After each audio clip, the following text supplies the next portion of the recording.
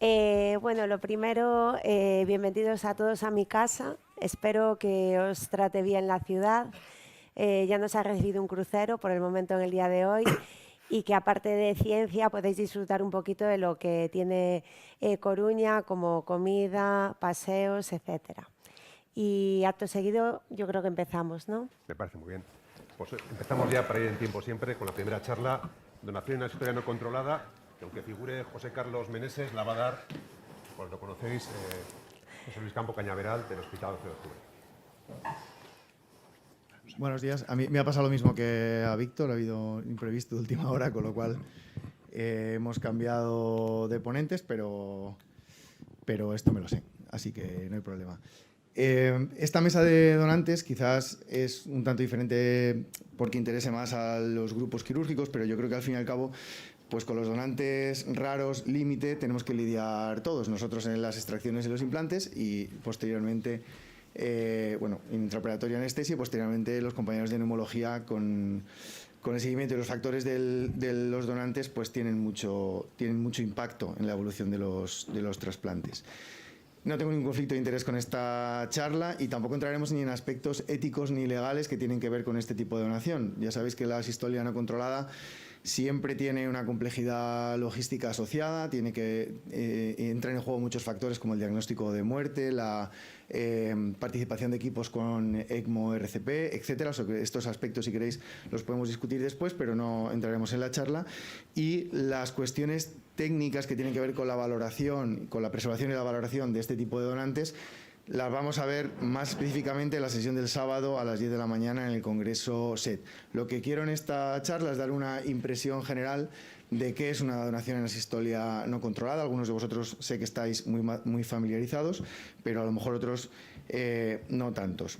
Por lo tanto, lo que cubriremos en la charla, como digo, es qué es un donante en asistolia no controlada, cómo manejamos este tipo de donantes, puesto que son, como digo, donantes muy especiales que conllevan mucha complejidad logística a su alrededor, pero también intentaremos explicar por qué tiene sentido perseverar en la utilización de este tipo de donantes. Y por último, pues hablaremos de las limitaciones, lecciones aprendidas y algo de direcciones futuras con este tipo de donación. Lo primero que es un donante en asistolia no controlada, pues es un paciente, una persona que está haciendo su vida normal en la mayoría de los casos y sufre una parada cardíaca en situaciones pues de lo más diversas que os podéis imaginar. Esta parada cardíaca, como digo, sucede en un paciente que está en casa o en la calle y de ese paciente muy probablemente en ese momento en el que sufre la parada cardíaca sabemos muy poco. Sabemos poco de sus antecedentes, sabemos poco de sus tratamientos, sabemos poco de su estado serológico. De hecho, sabemos solamente la hora a la que he sufrido esa parada. A veces también esa parada se sufre de manera intrahospitalaria, pero curiosamente este tipo de donantes, a pesar de estar en el hospital, digamos que somos capaces de recuperar menos órganos. El protocolo que veis aquí es del Hospital 12 de Octubre, pero es superponible a otros protocolos que están activos en el Hospital de la Fe de Valencia o que ha estado activo en el Hospital Puerta de Hierro junto con el Hospital Clínico San Carlos por muchos años. Es un protocolo que divide la donación de este tipo de donantes en tres fases. Un tiempo de isquemia caliente, que es el tiempo que va entre que el paciente sufre la parada cardíaca y esa parada es presenciada, es decir, tenemos una hora en la que comienza, digamos, a correr este tiempo de isquemia caliente y finaliza cuando somos capaces de realizar alguna maniobra de preservación sobre los pulmones. Hay varias estrategias para preservar este tipo de órganos. Una está basada en el enfriamiento tópico, que es básicamente la que utilizamos en España. Otra estrategia está basada en la ventilación, que es la estrategia que se usa en otros países, en otros grupos como Toronto o los grupos italianos. Pero básicamente lo que define, como digo, el tiempo de isquemia caliente es el tiempo entre parada y esa maniobra de preservación. El máximo de tiempo que permitimos es de 180 minutos. Más allá, pensamos que los órganos han sufrido un daño potencialmente irreversible. Cuando realizamos la primera maniobra de preservación sobre esos pulmones, comienza un nuevo tiempo, que llamamos tiempo de preservación, y es el tiempo, son 4 horas, y es el tiempo que tenemos entre esa primera maniobra y la extracción pulmonar, la preservación con el líquido que todos conocéis, con Perfadex, para poder hacer la extracción de los pulmones. Y en ese momento, en el momento en el que preservamos los pulmones con la solución de preservación, comienza la isquemia fría, que esto, como todos sabéis ya, pues son límites de tiempo que están cambiando. Ahora os voy a poner un pequeño vídeo, quizás es más explícito en algunas fases de lo que esperaríais, pero bueno, todo comienza con una llamada del SUMA o de los servicios extrahospitalarios con una parada cardíaca de un paciente que van a trasladar, en este caso, a nuestro hospital. Como veis, el traslado es en este caso es en helicóptero, pero bueno, hay traslados también en UBIs móviles. Y como veréis, desde el principio, desde que llegan los servicios de emergencias extrahospitalarias al sitio de la parada, se pone un cardiocompresor que se llama Lucas. Hay varias versiones. Esta es probablemente la versión anterior a la que tenemos ahora. Con este cardiocompresor se realizan todos los traslados del potencial donante, que todavía no lo es, a la unidad de cuidados intensivos, donde se van a manejar este paciente. Y tiene que suceder una serie de maniobras ahora que son, digamos, imprescindibles para poder llevar a cabo la donación. Lo primero es certificar la muerte. Para eso tenemos que quitar el cardiocompresor. A ver si lo consigo poner.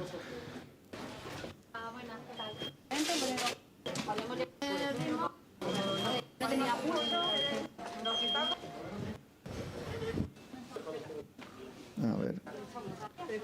Y tenemos que esperar 5 minutos para comprobar que no existe actividad cardíaca. En ese momento que se certifica la muerte, se comunica al juzgado que pues ha sucedido esta muerte de manera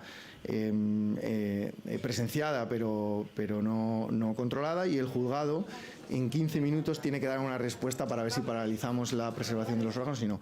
Si no obtenemos respuesta del juzgado, entendemos que se puede realizar maniobras de preservación de los órganos. En ese momento, pues tenemos que hacer un montón de cosas con ese potencial donante, sacarles grupo sanguíneo, serologías, una broncoscopia, etcétera.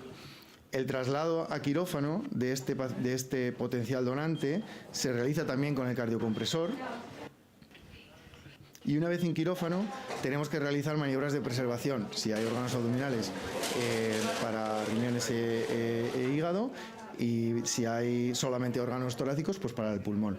La manera de preservar los órganos abdominales es mediante un ECMO en normotermia. Ya os adelanto que el hígado es un órgano que últimamente no se está utilizando con este tipo de donantes. Sin embargo, los riñones sí que todavía existen algunos programas activos. Esta es la canulación femoral para la preservación de órganos abdominales.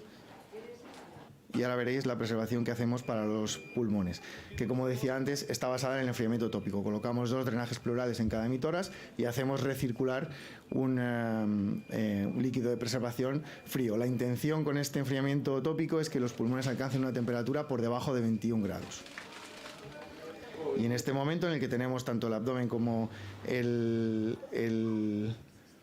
el tórax, los órganos torácicos preservados, los pulmones, pues comienza ese tiempo de preservación. Durante este tiempo tienen que suceder 2 cosas fundamentales. La primera es obtener el consentimiento familiar para la donación. Sin eso obviamente no podemos proseguir. Y un segundo, consentimiento judicial. Tiene que analizar bien el caso, que no sea una muerte que tengan que investigar de alguna otra manera, y si no contestan de manera negativa, podemos proseguir con la donación de órganos. La donación en sí misma es parecida a una valoración pulmonar convencional, salvo por un pequeño detalle: es que hasta este momento no conocemos nada de la función de esos pulmones. Teóricamente es alguien sano que ha sufrido generalmente un infarto, pero no sabemos si esos pulmones estaban funcionando o no. Así que hay 2 maneras de evaluar la función de estos pulmones. La primera, la que convencionalmente estamos haciendo en España y venimos haciendo desde toda histórico que tenemos, es pasando sangre a través de la arteria pulmonar, con los pulmones ventilando y cogiendo muestras sanguíneas de las venas pulmonares. Mientras que pasa esta sangre, estamos ventilando el pulmón con una FiO2 de 100% y una PIB de 5, y de las venas pulmonares obtenemos esos gases que nos van a decir cuál es la oxigenación. Aquí veis cómo hacemos pasar esa sangre a través de la arteria pulmonar, y cuando vemos que sale por la aurícula izquierda, dejamos que se almacene, cerramos la aurícula y cogemos los gases de las venas, como veréis ahí a continuación. La gasometría que perseguimos es la misma que en un donante en asistolia controlada o en muerte encefálica, una PAFI por encima de 300. Al principio de los protocolos éramos un poquito más exigentes y buscábamos 350 o 400, pero yo creo que últimamente todos los protocolos nacionales están utilizando un corte de PAFI de 300 como en otro tipo de donantes. Todo esto es como manejamos un donante en asistolia no controlada, que como veis comprende un montón de maniobras sobre ese potencial donante que muchas veces pues tenemos que paralizar por el camino por muchos factores. Hay muchas personas que están involucradas en este tipo de donación. La complejidad logística que hay que asumir y de organización de un hospital es probablemente el escenario más complejo de todo tipo de donación, pero todo esto tiene un sentido, y tiene sentido porque los donantes en asistolia son donantes que teóricamente tienen una preservación tisular mejor.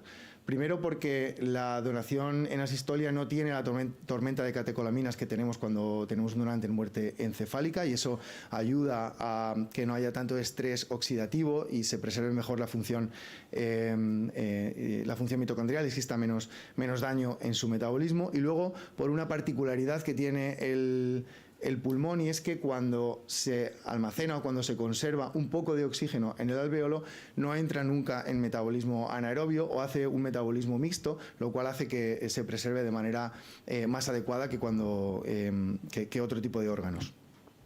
Por lo tanto, tiene sentido este tipo de donación porque tenemos bases fisiopatológicas que nos acompañan.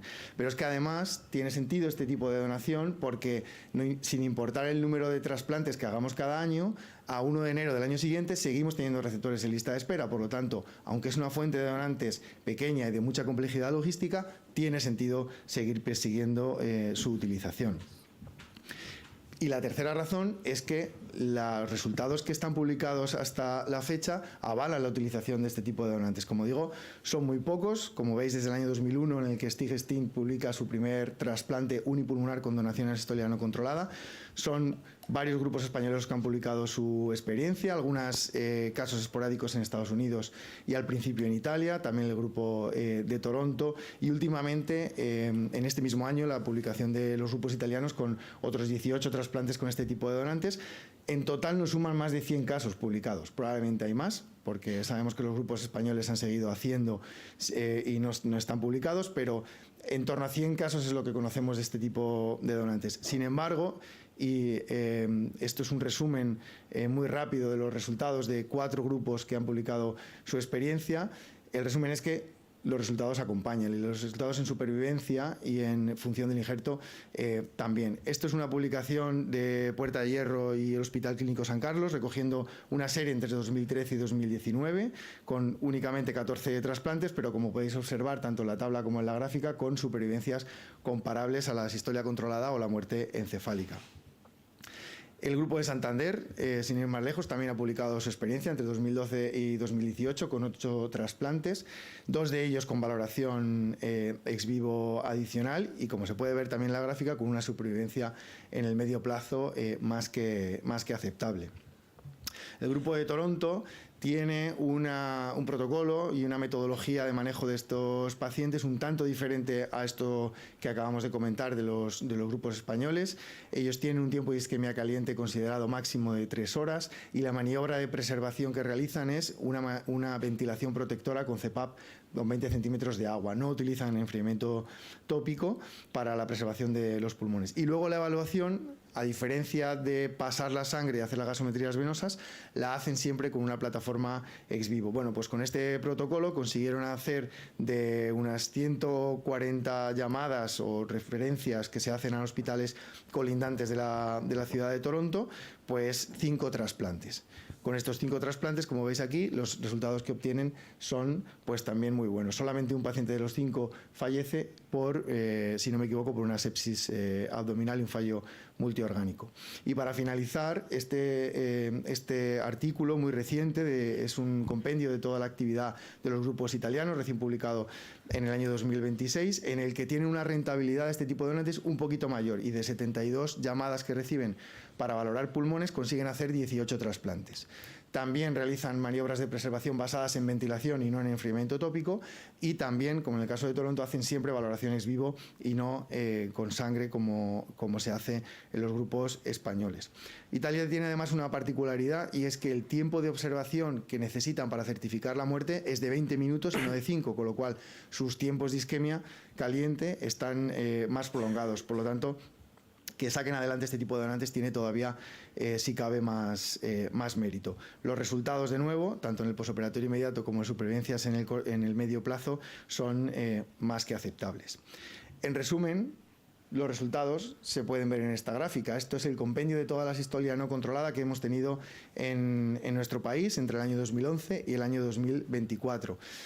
Obviamente, por la N que tenemos, en este caso están contemplados 57 trasplantes, no se va a conseguir una significación estadística, que probablemente nos encantaría, pero sin embargo vemos que la supervivencia es más que comparable con el resto de donación estándar de nuestro país. Rápidamente, en nuestro hospital hemos reactivado, el 12 de octubre hemos reactivado el programa a mediados de 2024. Hemos hecho unas 12 valoraciones en quirófano de este tipo de donantes, y hemos tenido que excluir hasta 11 casos por estas razones que podéis ver aquí: un COVID, 2 negativas familiares, 2 por falta de receptor, contusión masiva, TEP, gases no aceptables, y esto puede generar debate, si queréis, en la discusión, y una aspiración franca. Hemos conseguido hacer un trasplante en un paciente EPOC con resultados buenos, y probablemente, si tuviéramos una plataforma de valoración ex vivo, podríamos haber rescatado 3-4 donantes más. Y esto pondría los números de rentabilidad y de eficacia en otra dimensión. Para terminar, como conclusiones, pues como habéis podido ver, la donación en asistolia no controlada es factible y tiene sentido, porque los resultados además avalan su utilización. Sigue teniendo potencial para ser una fuente adicional de donantes que seguimos necesitando. Sin embargo, sabemos que es el escenario más complejo desde el punto de vista logístico, aunque si solo contemplamos la donación pulmonar, probablemente podamos simplificarlo y obtener más pulmones válidos. Y, como siempre acabamos este tipo de charlas, la implementación de plataformas ex vivo, de las que nos hablará ahora Lucas Hoyos, debería ser capaz de aumentar la efectividad de este tipo de donantes. Nada más, muchas gracias.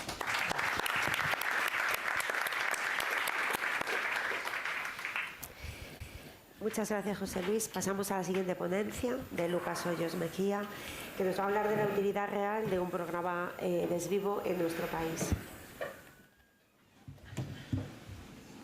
Buenos días para todos. Creo que José Luis me allanó bastante bien el campo de la charla, con lo cual me ahorró bastante parte de lo que tengo que contar. Cuando me invitaron a dar la charla, lo que más me llamó la atención es que dice utilidad real. Y luego me llegó un correo del doctor Miñambres que decía real. Entonces, inmediatamente lo que sucedió no funciona. No. Ahora. Es que yo empecé a tener pesadillas. Entonces, real. Entonces, ¿qué les voy a contar? Entonces digo, bueno, la evidencia clínica, la evidencia local, la evidencia personal. ¿De qué os voy a hablar de ex vivo? Que no sepáis ya o que no tenga claro ya después de lo que acaba de decir José Luis. Entonces he dicho, bueno, pues me voy a dedicar a la evidencia clínica, sobra, ¿no? Metaanálisis, evidencias, publicaciones. He traído como ejemplo 2 metaanálisis bastante recientes sobre la utilización de ex vivo en donantes en muerte encefálica y en muerte cardíaca, la utilización en donantes convencionales y en donantes de extendidos, y la evidencia pues es contundente. Cuando buscas en PubMed ex vivo, más de 1.500 publicaciones desde el año 2020, desde el año 98 hasta el 2026, más de 1.500 publicaciones. El crecimiento pues habla por sí mismo, con lo cual la evidencia clínica tiene poco valor. Las guías y las publicaciones de aquellos consensos de guías internacionales que hablan del ex vivo como una herramienta de aprovechamiento o de improvisación para optimizar o utilizar mayor cantidad de donantes están claras.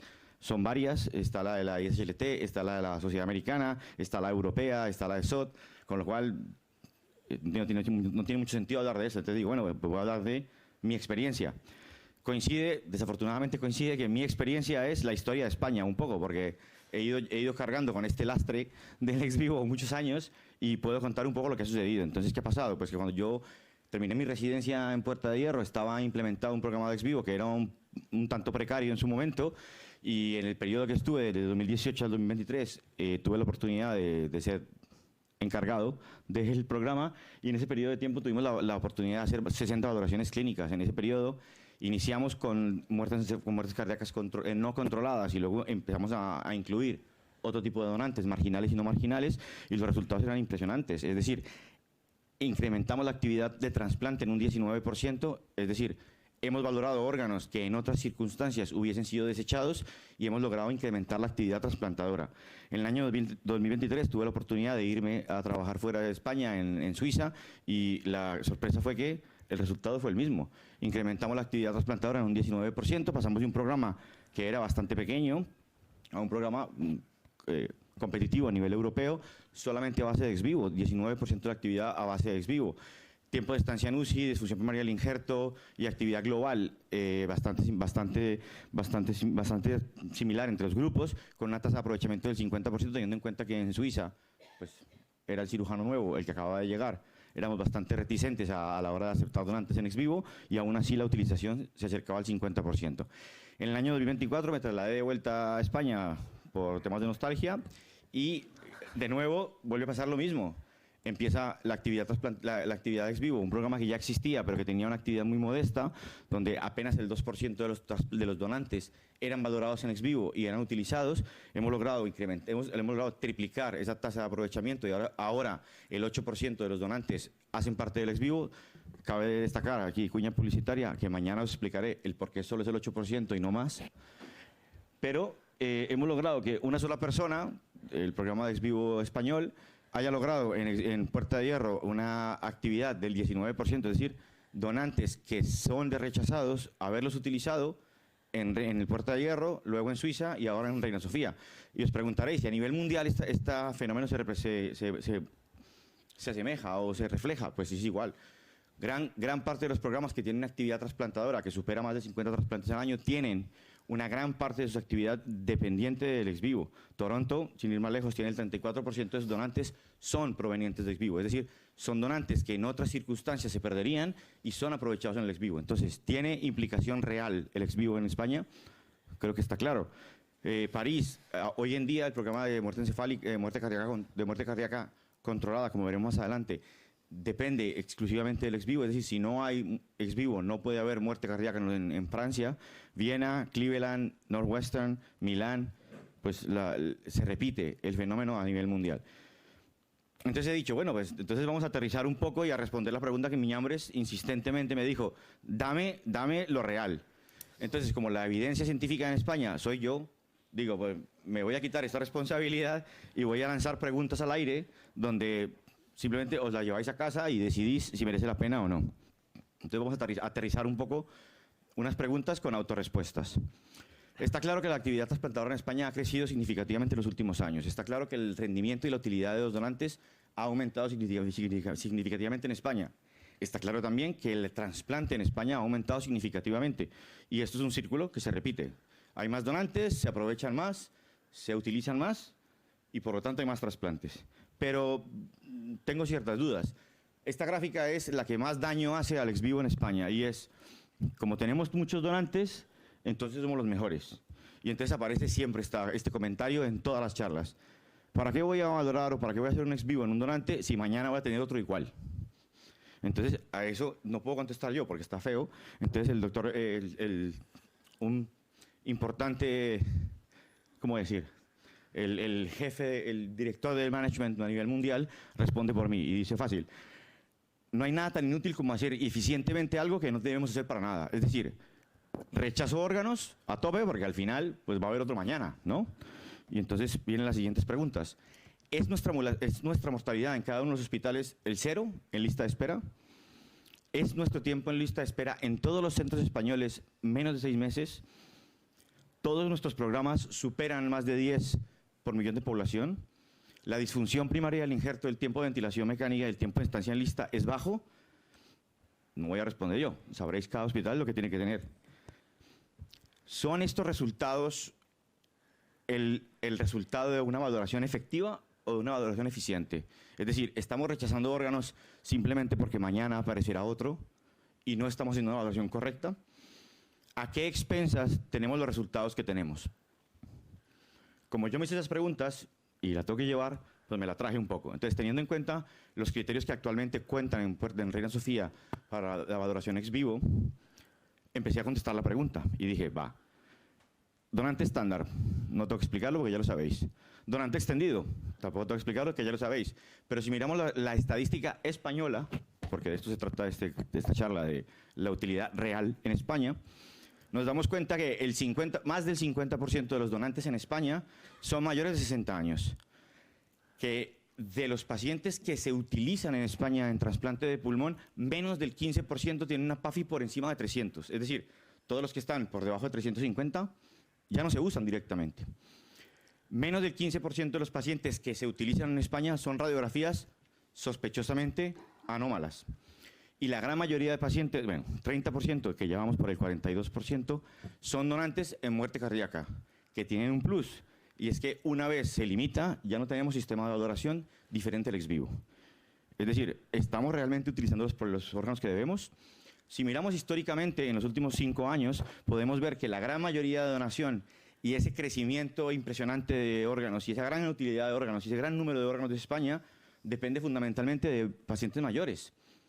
Hemos aumentado la utilización y el aprovechamiento de órganos mayores en un 251%, mientras que PAFIs bajas y radiografías anómalas apenas califican.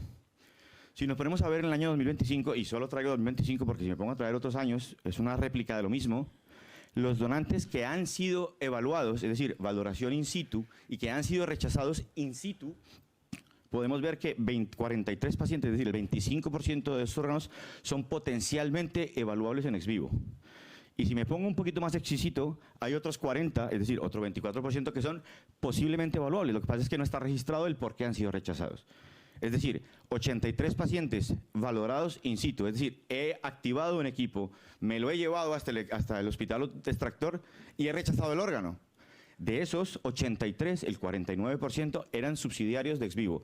Y sabemos que con la estadística del Reina Sofía, ahora mismo, y de Puerta de Hierro en su momento, el 64% eran aprovechales. Es decir, la mitad de estos donantes hubiesen sido trasplantados.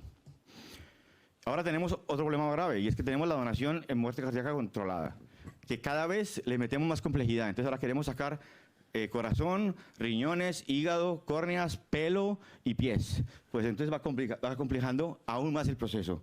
¿Tenemos claro realmente que lo que estamos haciendo es lo que es correcto? ¿Es correcto obtener órganos sin valoración ex vivo de este tipo de donantes que se van haciendo más complejos? Yo no voy a responder la pregunta, simplemente no voy a responder a esa pregunta, simplemente la lanzo al aire. Y os digo, el grupo francés recientemente ha publicado su experiencia. Para ellos es mandatorio la utilización de ex vivo en todos los donantes de muerte cardíaca. Ellos han demostrado el 83% de aprovechamiento, es decir, de los donantes que ellos consideraban óptimos, solamente el 83% finalmente terminaban trasplantados. Y con ello tienen unos resultados excepcionales.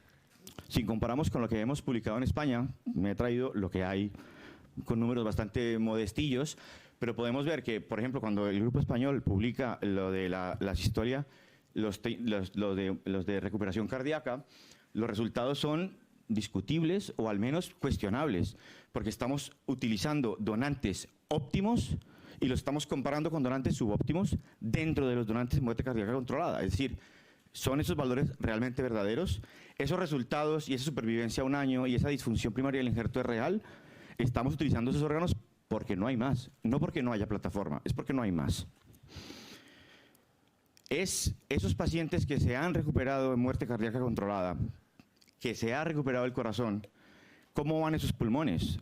¿O cómo van esos pulmones que el corazón no funciona? ¿Cómo van esos pulmones que el corazón funciona y no van tan bien? ¿Cómo van esos pulmones que el corazón arranca, pero no arranca muy bien? ¿Cuántos pulmones de esos que tenemos hemos tenido que rechazar? ¿Tiene sentido rechazar pulmones de pacientes jóvenes, sin antecedentes, no fumadores, con una media de edad menor? ¿Porque no hay plataforma? Cuando la hay. Yo pregunto, esa es la aplicación real. Otra ventaja, España es un país pequeño en geografía. Evidentemente nutrición, dieta y personalidad, eso es otra cosa, pero en geografía somos un país pequeño. Tiene una ventaja, podemos centralizar. Es fácil movilizarse en cualquier parte de la geografía nacional. Esto es simplemente una representación a nivel europeo, comparado con Canadá y los Estados Unidos, de cuánto tardaría desplazar un órgano por tierra desde cualquier parte de la geografía nacional a Córdoba, porque es el único programa de ex vivo funcional ahora mismo. Entonces, comparado con el Reino Unido, que es bastante pequeño, y con Alemania, que tiene bastante más facilidades, tenemos un tiempo de transporte bastante accesible. Tenemos además la posibilidad de transportarlo con unas temperaturas controladas, de tal manera que garantizamos en cierta medida la calidad de los órganos. Es decir, ¿tiene sentido la centralización? ¿Tiene valor la centralización con una unidad? ¿Deberíamos utilizar el ex vivo? Esa es la aplicación real. ¿Tiene sentido perder 80 donantes al año? Simplemente porque en el momento en que yo los valoro, me parece que no están bien y me voy. ¿Tiene sentido ver un donante en muerte cardíaca controlada o en muerte cardíaca con recuperación cardíaca, muerte cardíaca controlada con recuperación cardíaca, que el corazón no despierta los primeros 20 minutos y el pulmón se dematiza? Porque no tenemos otra opción, porque no tenemos otra herramienta. No es que no la tenemos, es que no contamos con ella. Esa es la aplicación real. Hay evidencia y hay publicaciones, y no he querido llenar la presentación de publicaciones porque no tiene ningún sentido, pero ya hay programas que funcionan como unidades centralizadas. He traído como ejemplo Bioengineering, The Bridge, que es la estrategia escandinava, lo que actualmente está haciendo Foch, que es la unidad de centralización de París o de Francia, dentro de la DSD para Francia, con unos resultados bastante equiparables. Y esto no es todo, es que el ex vivo no solamente es una plataforma para recuperación de órganos hoy, es una recuperación de órganos para el futuro. Ya hay evidencia que ha demostrado que el tratamiento y la terapia dentro de la plataforma de ex vivo es el futuro. Inmunomodulación, tratamiento de trombos o de tromboembolismos pulmonares, modulación de la isquemia de reperfusión, modulación de la expresión génica, modulación con vectores como la interleuquina 10. Esto es evidente y está publicado. ¿Debería España quedarse fuera simplemente porque tenemos muchos donantes? ¿Deberíamos no tener experiencia simplemente porque tenemos muchos donantes? Dejo la pregunta. Con lo cual, puedo concluir que, considerando la elevada cohesión y coordinación del rendimiento de la red nacional, es decir, la ONT funciona muy bien y España funciona muy bien y somos los mejores, pero podemos optimizar significativamente el aprovechamiento de los donantes, podemos aumentar ese 23% de rendimiento de los donantes que estamos yendo a valorar de pulmón. Podemos tener una plataforma que permita una valoración funcional más precisa del injerto, favoreciendo la utilización eficiente y racional de los recursos con una tecnología y optimizando el recurso humano, que eso es lo que pasamos por alto muchas veces. Podemos aprovechar la ventaja geográfica y el hecho de que España geográficamente es un país pequeño y permite el desplazamiento de órganos. Podemos mantener a España en la vanguardia del trasplante de pulmón. Voy clavado. Del trasplante de pulmón podemos estar y tener una plataforma y tener experiencia suficiente para cuando lleguen terapias más avanzadas en el ex vivo. ¿Contar con ellas? Sí. Si yo tuviera que cerrar esta charla y plasmar en una camiseta el estampo final para terminar, esta sería mi estampa. El futuro del trasplante pulmonar no depende únicamente de incrementar los donantes, de tener más donantes, sino de una capacidad de evaluar, preservar y optimizar mejor cada órgano que disponemos. Muchas gracias.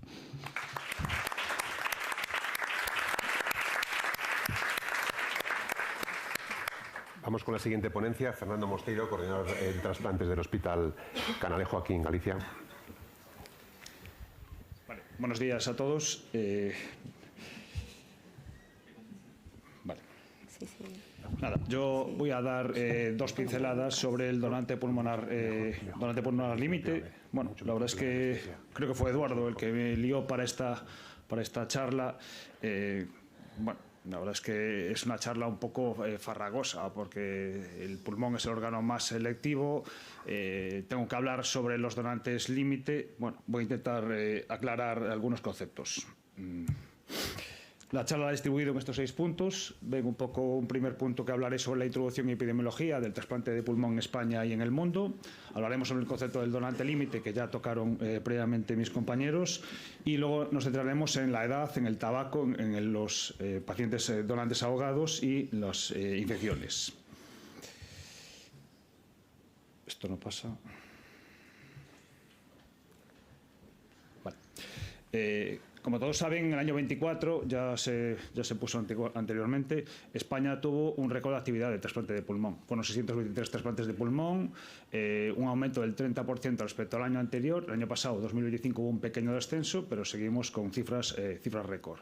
12,8 trasplantes por millón de población, junto con Estados Unidos, los dos países del mundo con mayor actividad a nivel mundial.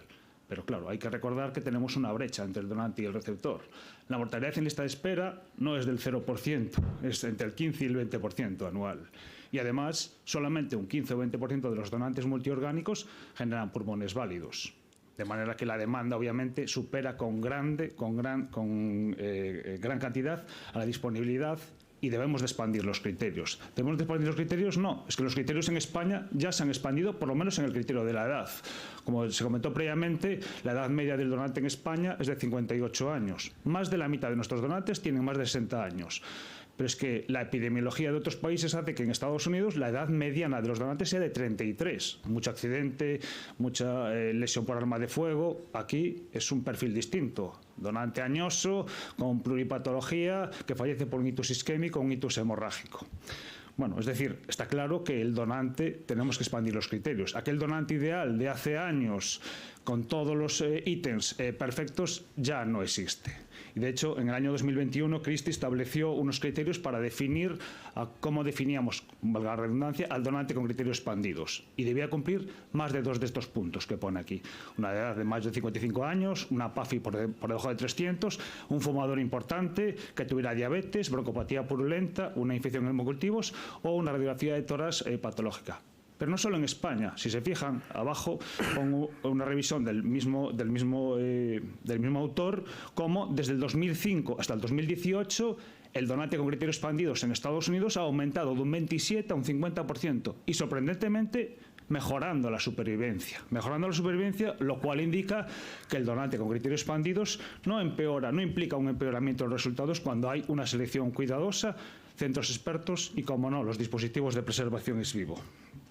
Bueno, vamos a centrarnos un poco en el donante límite por edad. ¿La edad dónde la ponemos? ¿Más de 55? ¿Más de 60? ¿Más de 70? Bien, como todos saben, la edad y el envejecimiento provoca cambios estructurales en el pulmón, disminuye la elasticidad, disminuye la distensibilidad, aumenta la rigidez de la caja torácica, hay un aumento del gradiente alveolar arterial fisiológico y una disminución de la capacidad de difusión. Además, aumenta la resistencia vascular, disminuye la respuesta vasodilatadora a la hipoxia y hay mayor susceptibilidad, obviamente, a la lesión de isquemia y reperfusión, lo que supone que probablemente haya mayor riesgo. Probablemente no, hay mayor riesgo de disfunción primaria del injerto, de manera que tenemos que hacer una selección más estricta en este tipo de donantes envejecidos. Bueno, aquí les pongo dos trabajos, uno realizado por Sadughi en el grupo de Toronto y otro realizado por Kirchner.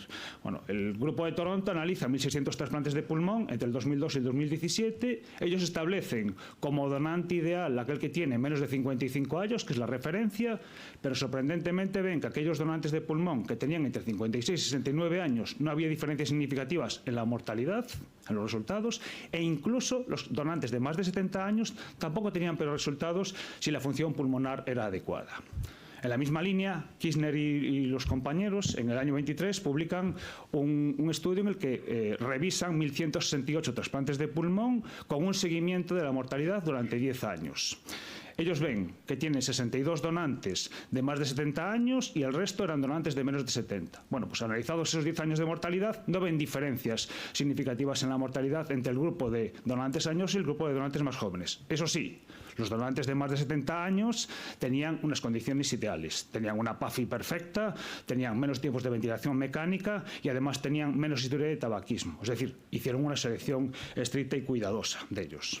Entonces, ¿Cómo definiríamos o qué criterios utilizaríamos para valorar a un donante de más de 70? Pues el donante ideal, ¿no? Una PAFI por encima de 350, que no tenga historia de tabaquismo previa o que sea una historia muy corta, que las pruebas de imagen sean completamente normales sin alteraciones, una broncoscopia normal o con mínimas secreciones purulentas, que la ventilación mecánica sea corta, el tiempo de estancia en la UCI previa a la extracción que sea, si es posible, de menos de 72 horas, que no tenga otros antecedentes, y buscaremos un receptor adecuado, que como dice ahí, buscaremos pacientes de más de 55 años con enfermedad obstructiva crónica. Consideraremos, obviamente, los dispositivos de preservación ex vivo si hay algún parámetro borderline.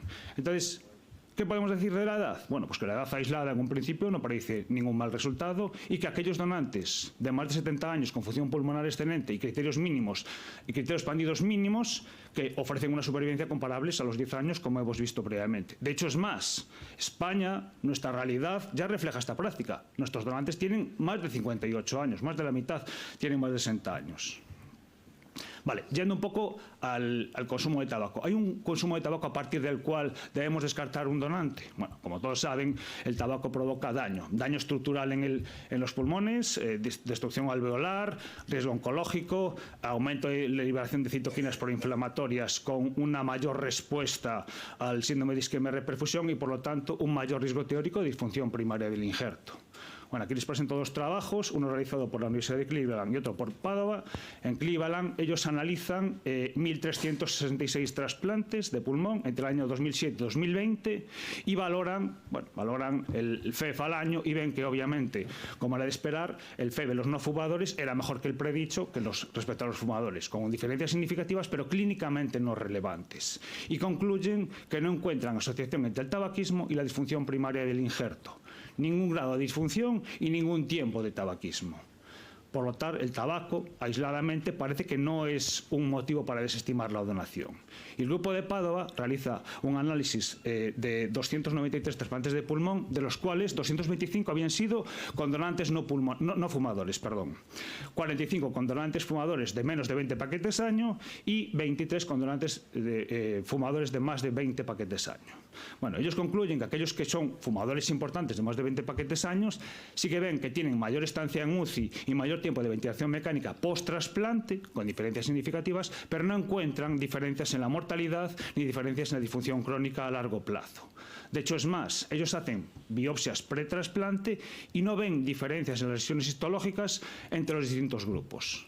Por lo que concluyen que, de la misma manera que el grupo de Cleveland, que la historia de tabaquismo afecta al curso posoperatorio inicial, pero no al pronóstico final. Bueno, como todos saben, cuando nos ofrecen un donante, revisamos historia tabáquica, realizamos TAC, gasometría, broncoscopia, biopsias intraoperatorias para descartar cualquier tipo de lesión maligna. Y yo concluiría, un poco de lo que he presentado, que no existe un umbral de paquetes años que contraindique per se la donación. Obviamente la decisión debe ser multifactorial, como en todos estos casos que voy a comentar a continuación, igual que el previo, integrando función pulmonar, imagen y broncoscopia. Claro, seguramente en aquellos pacientes, aquellos donantes que se junten varios factores de riesgo, fumador importante, edad añosa y PAFI borderline, pues que se cumplen múltiples criterios, pues debemos de valorar más detalladamente y seguramente ahí las máquinas de preservación ex vivo tengan un papel importante. En cuanto al donante por ahogamiento, bueno, clásicamente el donante por ahogamiento era un donante descartado automáticamente. Hay 4 tipos de ahogamiento que se pueden producir, por decirlo de alguna manera. Bueno, hay 2. Hay un tipo de ahogamiento seco y un ahogamiento húmedo. El ahogamiento seco se debe a un espasmo laríngeo que activa, se produce una asfixia obstructiva y la persona fallece a consecuencia de una hipoxia sin que entre agua en contacto con la vía aérea. Es el donante ideal, obviamente. Pero esto supone solo un 10 o un 15% de los casos. El resto son ahogamientos húmedos que pueden producirse en agua dulce, en el río o en un lago o en agua salada. Estos ambos producen un edema intersticial, uno un edema intersticial por hipotonía y otro un edema osmótico por hipertonía del agua. Y además llevan una alta carga microbiana. Hay riesgo de infecciones por pseudomonas, vibrio, un montón de bacterias. Y luego tenemos un caso especial que es el ahogamiento en piscinas. Las piscinas habitualmente de agua dulce suelen estar tratadas con productos clorados. Estos productos clorados, aunque inicialmente pueden pueden ser dañinos para el árbol bronquial, eliminan gran parte de la carga microbiana, y eso puede ser un factor favorecedor para la valoración posterior para el trasplante. Bueno, aquí les presento el trabajo más amplio que hay, el estudio más amplio que hay hasta la fecha de donantes ahogados que hayan sido trasplantados de pulmón. Es un registro del año 25 de los Estados Unidos, de la OPTN, en el que analizan desde el año 67 hasta el 94, 46.267 donantes, y ven que hay 134 donantes por ahogamiento que acaban siendo haciendo trasplante de pulmón, y 1.744 donantes por asfixia, es decir, por ahogamiento seco. No ven diferencias significativas en la mortalidad entre los ahogados y el resto, y tampoco ven diferencias significativas entre los ahogados y los asfixiados. Eso sí, lo que ven es que los ahogados utilizan mayor cantidad de dispositivos de preservación ex vivo, y concluyen que como criterios favorables para poder valorar a un donante ahogado, que tenga pues una PAFI buena, que la broncoscopia no tenga aspirado macroscópico, que el cultivo del BAL sea negativo, que la flora identificada y sea correcta y fácilmente tratable, que tenga signos de mejora durante su estancia en la UCI, desde que el donante ingresa hasta que se produce la extracción, que haya una mejoría significativa. Obviamente utilizan los dispositivos de preservación ex vivo y encuentran que el agua de la piscina es un perfil mejor, por este que decía yo, de la menor carga microbiana, que cuando se produce un ahogamiento en agua del mar o en agua del río. Además, los donantes en general que se ahogan son gente joven sin comorbilidades. Una evaluación estricta de este tipo de donantes nos permite seleccionar este tipo de potencial y nos ayudaría a trasplantar gente más joven, seguramente.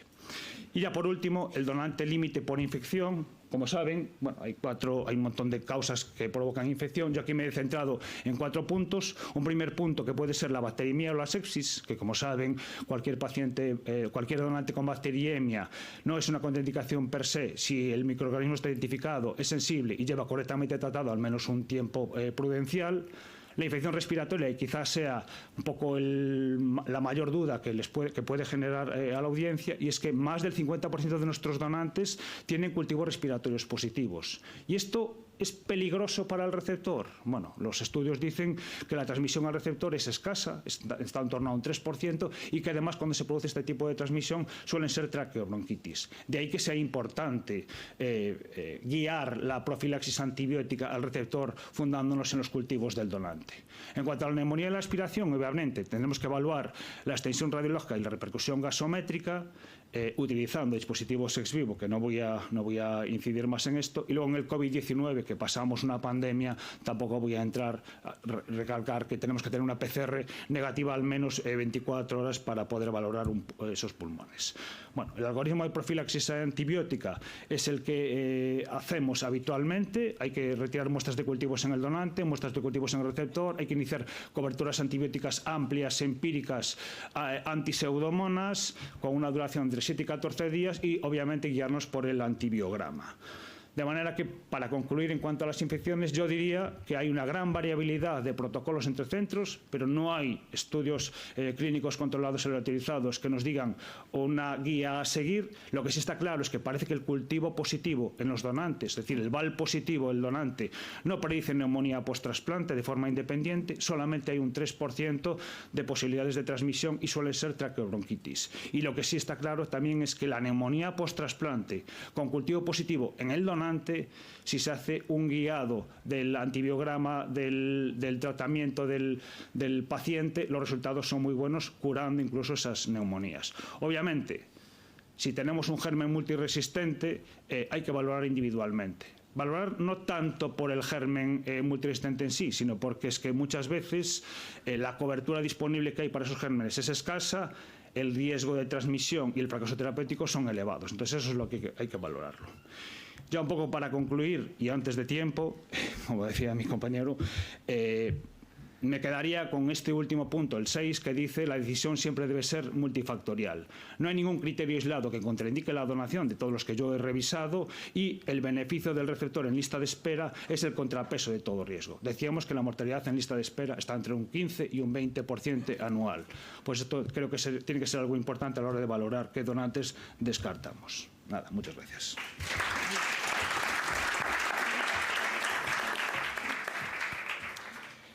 Bueno, pasamos con el último ponente de este bloque, el doctor Marcelo Sipel, que nos va a hablar del estado actual de la preservación pulmonar, opciones y dirección futura. Well, thank you very much for the invitation. It's always a big pleasure to be here in Spain. I'm lucky because I got 30 minutes, so I'm still going to be on the red, so I think I'll try not to. So talk about the advances in lung preservation. These are some of my conflicts of interest, some of them related to this talk. I'd like to start with a little bit of historical perspectives because lung preservation is where all started to. But this is the team that performed the first successful lung transplant, 1983. And at that time, there was a lot of research in organ preservation going on. And since that time, in Dr. Cooper laboratories, basically lung preservation has been standard cold flush preservation with a low potassium dextran. You keep the lungs inflated with oxygen, and then you put in this very cheap cooler of ice, which basically preserve organs somewhat between 0 and 4 degrees, depending how much ice, how much preservation solution you have, and so on. And when you use this mode of preservation, we all know that you do have somewhat limited time. Studies show that once you go beyond 6 to 8 hours, then you start having worse patient outcomes. And so that's certainly a limitation of this simple method. Of course, if we could extend preservation time, there are several implications. We can overcome geographical hurdles. Perhaps we can do better immunological matching. Of course, semi-elective transplantation, so we can actually schedule the time of the transplant, and some organ banking strategies. When we started reevaluating this aspect of lung preservation, we're really not happy with the 6 to 8 hours. We start looking at the literature back, again in Toronto in the late 80s, and we already observed that at that time, this study, which was done in rabbit lungs, showed that 10 degrees was the best temperature. And it's very important too because they use also refrigerators to control the temperature. So when they say 4 degrees, here was truly 4 degrees, not ice. And even compared to 4 degrees, 10 degrees was better. In fact, 15 degrees was better than 4. And that study was then reproduced in a dog model, transplantation model in St. Louis, which show again much better gas exchange after lung function. And this is just same results, but this is a Japanese study which was done in 1992, which look at a variety of different temperatures in that spectrum, and they showed that the intersect of best gas exchange function for the organ was around 9.5 degrees. Okay. The other important aspect is that there was a concern that if you elevate the temperature, you consume more air or ATP more quickly. And although that could be the case, you can see here that up to 24 hours at 10 degrees, ATP is completely maintained, right? So there is now this concept that you may need to keep pumping air inside the lung during preservation, but you don't need to do that. At least for 24 hours, there is no decrease in ATP, and the air that you put in the beginning is sufficient to keep the energy stores of the organ. But it's very interesting that since 1992, there hasn't been any publication on lung preservation temperatures, and there was a complete silence about this topic, and to me it's not very clear why. I think people were worried about other things in lung transplant just to keep patients alive maybe after lung transplant, and they forgot the optimization of the temperature. And around the COVID time, I had this guy, which was my PhD student, Dr. Ali. And this is our picture in Las Vegas last year. We were working there, just to be clear, okay? during the day. And his PhD thesis was basically to reevaluate how we can preserve lungs better, manipulating organ temperature. And this was basically the landmark study back in 2021. We did all those studies during the COVID era. All the labs were shut down, and we were still doing some research there. And the importance of this study was first that it did confirm over a 36 hours preservation time that you could keep lungs on ice or on refrigerator, and you evaluate these organs after, and you show this very different lung function after the preservation time. The reason we went to 36 hours was because we keep prolonging the preservation time, and the lungs still look good, right? So that was quite remarkable when we saw this lung compliance of around 40 after 36 hours of preservation, which is basically the same compliance you get in a lung that has no ischemia, right? So that was, after 36 hours, your lung is looking exactly the same as a lung with no ischemia. That was quite remarkable. And but the most important thing of this study was that we look at actually the mechanisms why 10 degrees was better, because we felt, if we're going to try to convince people to use this, we need to show why. And the main reason was related to mitochondria, and that's why that's in the title of the paper. But basically, you can see here from the circulating mitochondrial free DNA, there was much less in the 10-degree group, and because you have less mitochondrial DNA in circulation, you have less inflammasome activation and IL-1 beta, and also less neutrophil activation, and there is a lot of other pathways in NLRP and so on. The other important thing is that there is a production of these immunometabolites which have anti-inflammatory effects. One of them is called itaconate, but also glutamate is another one, and this was quite important. And there is less cell death because of that. The other thing I didn't show here, but is in the paper, is the sodium-potassium pumps. They continue to function during 10-degree preservation, and therefore you don't get intracellular acidosis as you would get with ice preservation. And then this was a second study, because that study was basically done in normal pig lungs, so the lungs had no injury. And we say, well, in real life, lungs will have inflammation, they'll have infection, some aspiration, and so on. So this fellow from Switzerland, he basically did a similar study using an aspiration injured lung. So first we'll get the lungs with some moderate ARDS, then the lungs will be taken out and then preserved on ice, 10 degree, or transplanted immediately with minimal cold ischemia. So this was kind of the study design here, and this was a left single lung transplant in the pigs. And what we showed here was very interesting and something I was not expecting, which basically not only showed that the 10 degree was better than ice, but it actually showed that keeping the lungs at 10 degree for 12 hours was better than having minimal ischemia.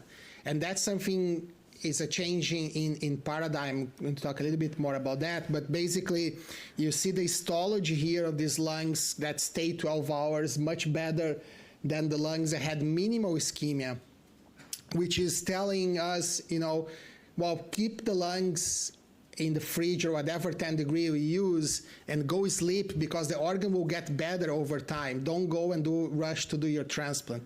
That's a bit of a change how we understand ischemia, right?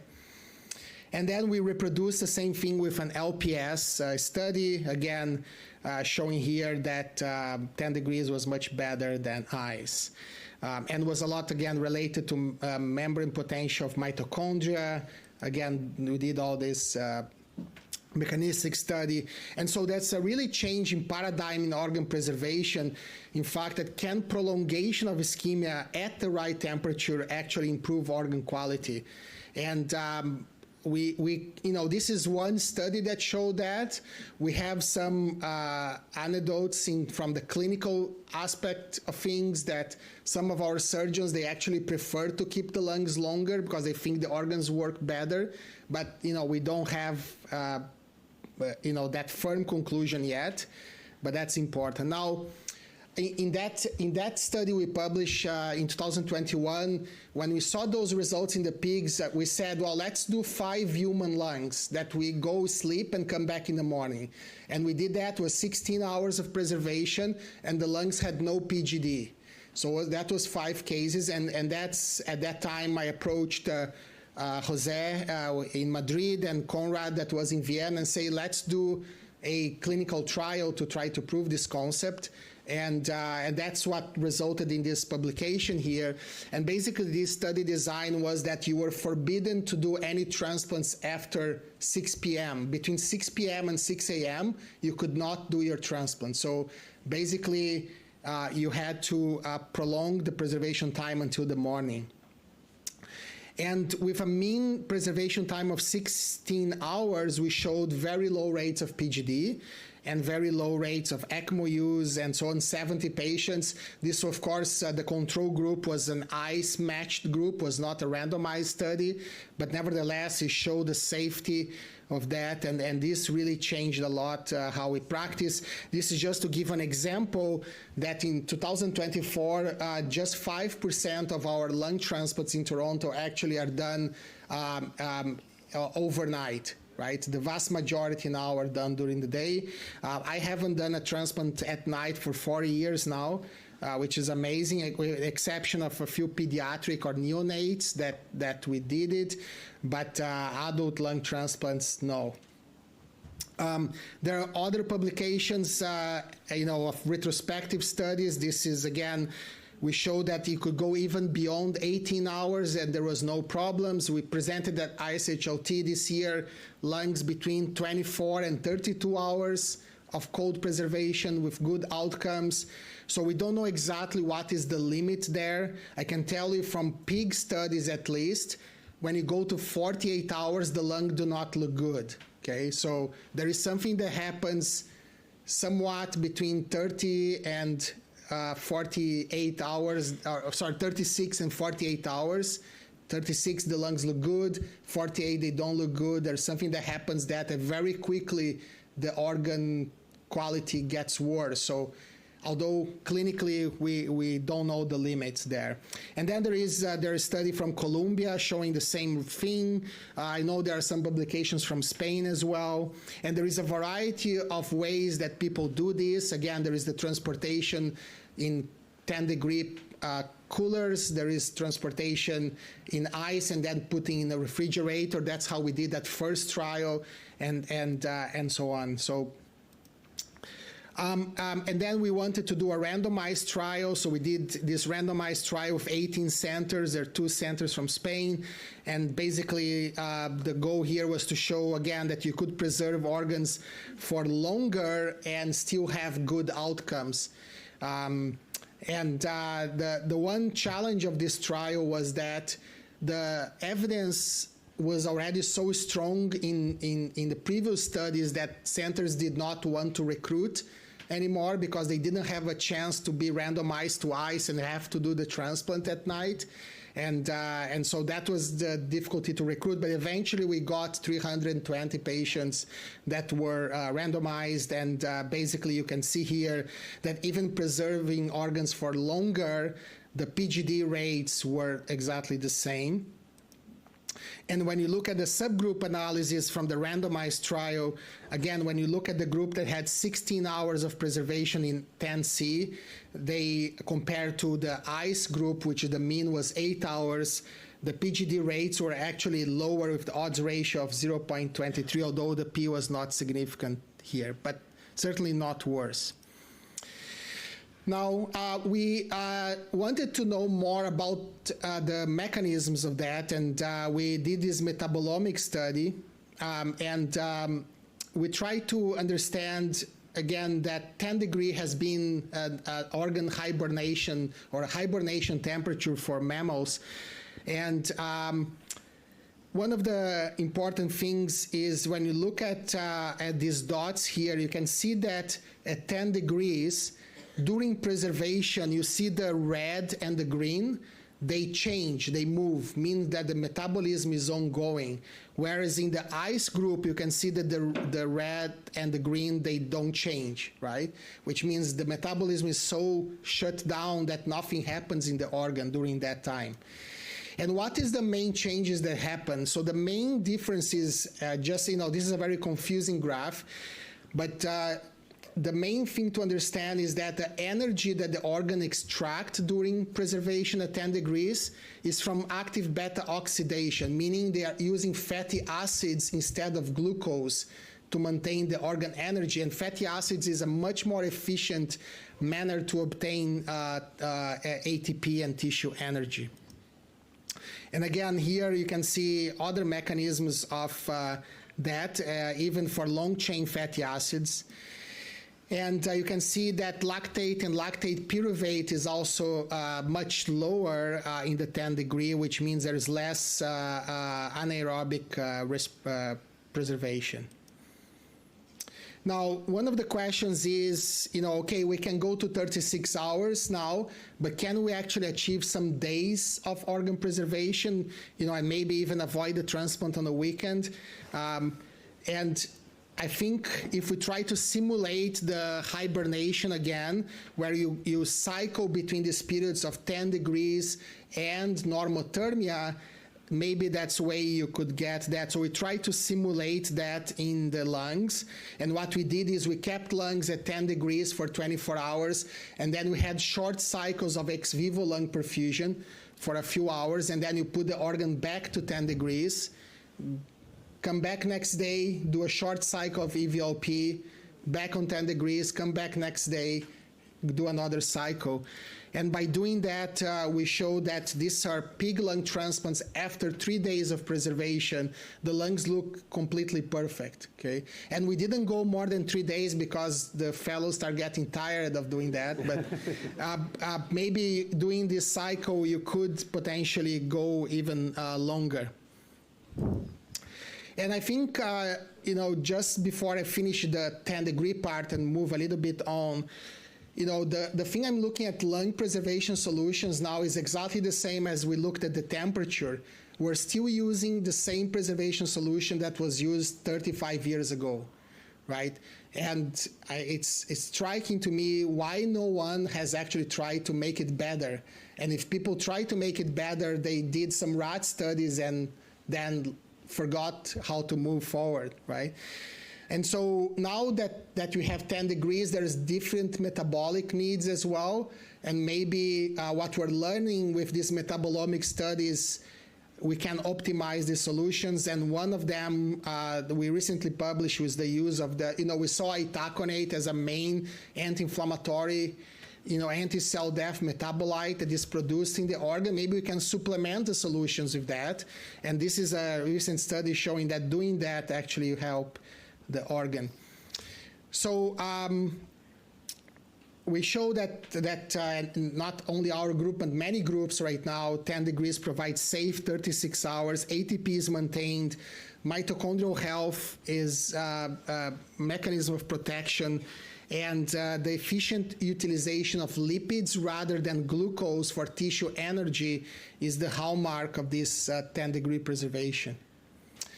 Okay, so I have another 10 minutes here, so I'm going to talk about a little bit on normothermic preservation, because as we saw the previous discussion, the donor lung utilization is still low, and only about 20% of the lungs are currently used. Of course, if we increase a lot your denominator, like here in Spain, you have more access to organs, but at the end of the day, if we could utilize better these organs would be great. So ex vivo lung perfusion is really a great platform to increase organ utilization. Many of you, I think, have seen this. This is one of platforms. That's the one we use in Toronto, and that's the one being used in other centers in Canada right now.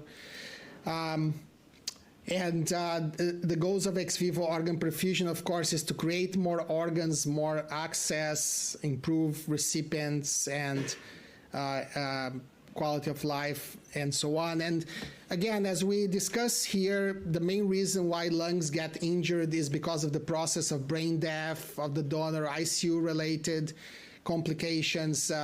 DCD donors, they can aspirate. There's some agonal period, warm ischemia, and all of that, prothrombotic states can lead to organ injury. And then if you transplant that organ, you can get ischemic reperfusion injury and so on.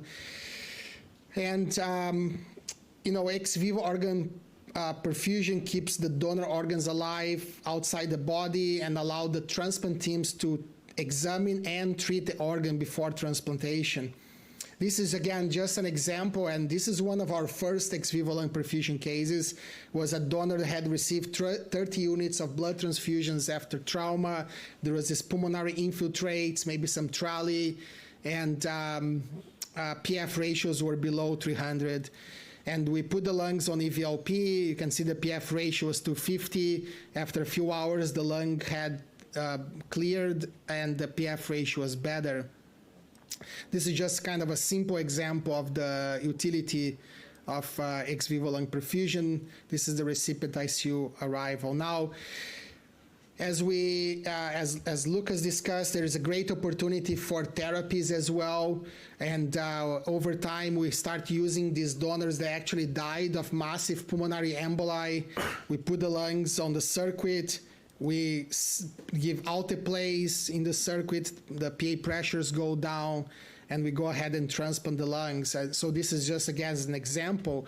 And so if you look at the EVLP eras, the first era was really to create better organ assessment, and we still do that a lot, right? So we had, in Toronto, we went from about 85 lung transplants a year to 200, 210 a year after we liberalized the use of EVLP.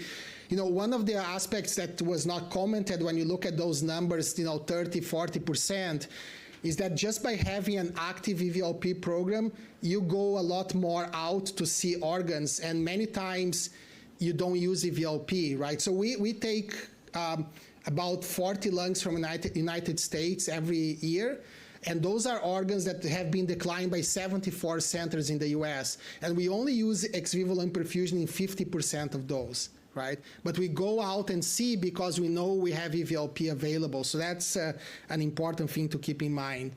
That is not captured in that number. It's a side effect, I would say, right? And then the second area is the use of personalized therapies with antibiotics, thrombolytics, anti-inflammatory drugs. We're doing that routinely. And the more exciting area is the advanced therapy, where we can improve patient outcomes. So the goal of EVLP, someone asked me, will you one day use EVLP for every lung? I love to say that yes, because I'm conflicted from my company perspective, but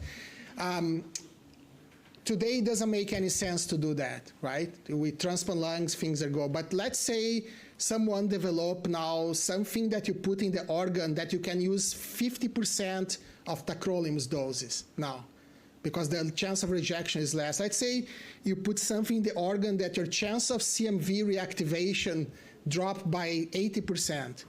Right? Or something that it's an anti-inflammatory drug that you don't get more PGD.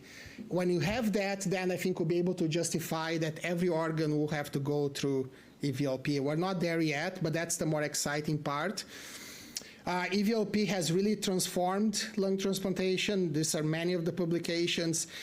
And we recently published our 1,000 clinical experience with ex vivo lung perfusion, so 1,000 clinical cases.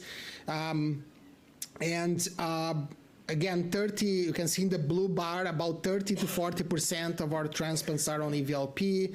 About 65% of the lungs to 70%, they are used for transplant. And it has allowed us to push the boundaries of donor organ recovery.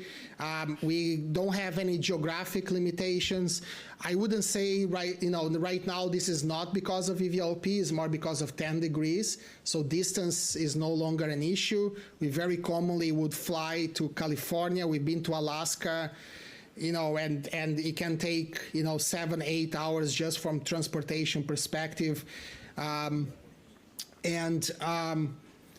these are the type of donors, so things have become more complex. In Canada, we do have a good proportion of euthanasia-made donors. We have a paper on that coming up. Controlled DCDs, we use only selectively. About 50%, 60% of our controlled DCDs, we just transplant directly. The ones we have concern, because it's extended criteria DCD, we'll do EVLP. The uncontrolled DCD is a small program. We try to revamp that now, and DBD is another one. But I think what's very important is when you show the outcomes of these patients, they have exactly the same outcomes as patients that received transplantation directly with conventional lungs. And you can see here that even the hospital length of stay seem to be slightly lower with this population. So very, very good outcomes. Now, in terms of innovation, as Lucas mentioned, what can we do for that? And these are some of the publications, as I mentioned to you, that is really the future of EVLP. So we have a study that showed that we can change blood type of the organ, so we can convert an A lung to an O lung. This is huge. Like our wait list right now, we have 85% are O blood type. They wait much longer than our A's and B's. And so if we could convert all the organs to O, it would be huge for the wait list. I think this is going to come. It's just a matter of the company that produced these enzymes can make clinical grade enzymes, and we need to do clinical trials for that. I think the use of AI, I'm going to show you a little bit of that. The use of gene therapy or CRISPR to modify the organ genetically, so then you can use less immunosuppression, and then the treatment of virus infections in organs. These are just some of the examples there. This is, again, the study I just mentioned to you. And then I think this is going to be the first biological treatment on EVLP, is going to be mitochondrial enhancement with mitochondrial transplantation, that you take healthy mitochondria from tissues and then you put on EVLP, or even in the perfusion of cold preservation. This is data from our studies, again, recently published and presented at ISHLT, but you can see here how much better these pig lungs get when you give this mitochondria. This was a warm, injured donor lungs from a uncontrolled DCD model in pigs. Show very promising results on that. I think this is going to go quite nicely. And I think one of the things, if you have all these therapies to give it may be difficult to give in each of the hospitals. So having EVLP in a more centralized fashion and having the SOPs is probably going to be the best way of implementing this. In the United States, this is already happening through lung bioengineering. So basically 90%, and even in a big country like the US, 90% of all EVLPs are now done in one facility, right? Well, one company which has two facilities, right?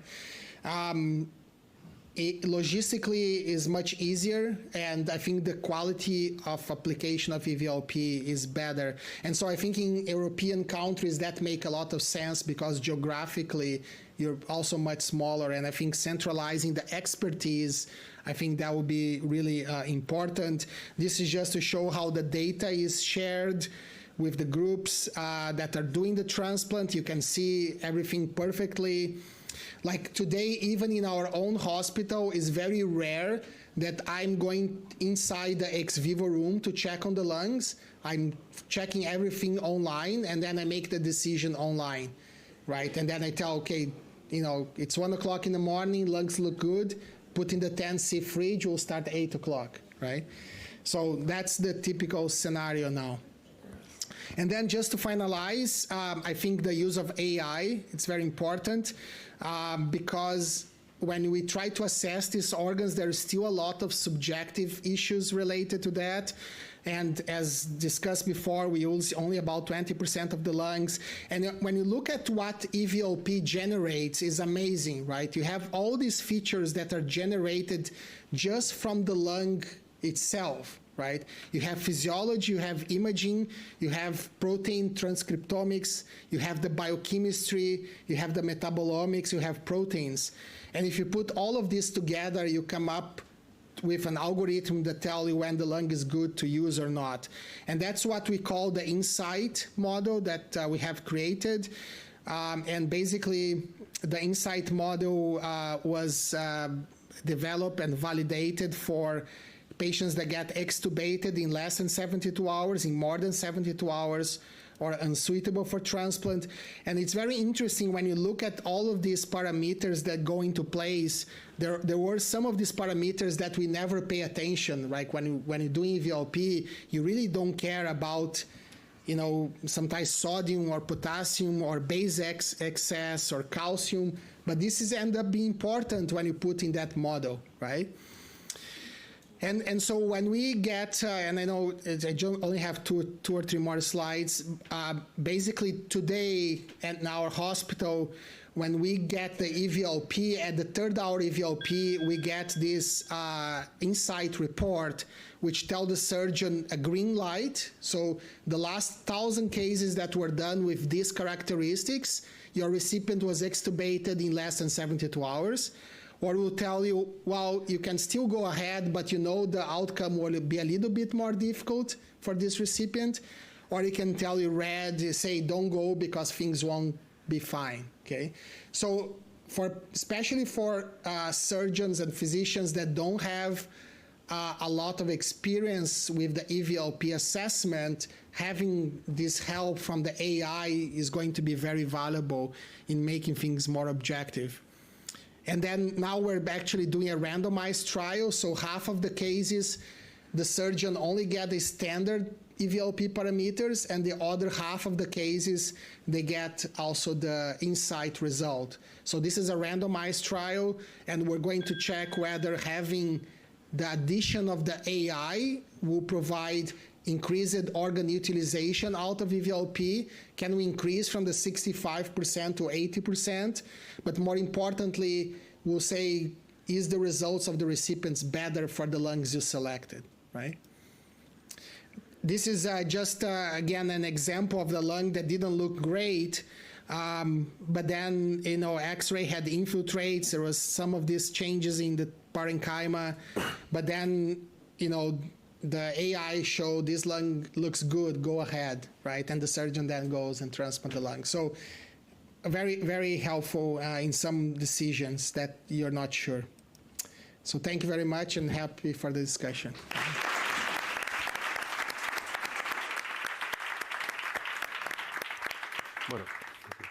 Bueno, pues la verdad es que gracias a los ponentes por estar en tiempo. Tenemos 25 minutos y así que abrimos las preguntas y los comentarios.